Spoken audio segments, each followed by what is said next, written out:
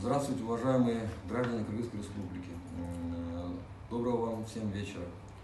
Меня зовут Урузбаев Жамалбек Усманович. Я гражданин Кыргызской Республики.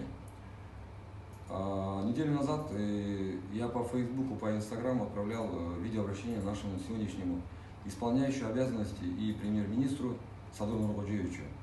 Суть этого видеообращения – сегодняшняя обстановка, политическая обстановка, экономическая обстановка. В этом видеообращении об этом все сказано.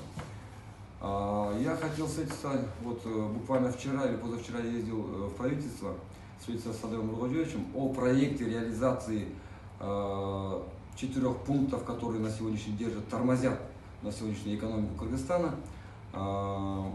Это первое, какая цель, которую я хочу реализовать, проект, который мы хотим реализовать.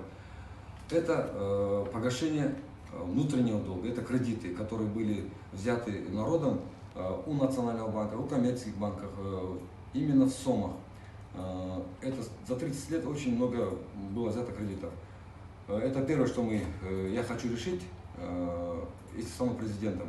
Второе, пенсии по 150 тысяч СОМов, пособие по безработице 100 тысяч, пособие, как рождается ребенок, пособие 100 тысяч СОМов, зарплата 100 тысяч. Кем бы он ни был, водитель троллейбусов, или уборщик мусора, или хотя бы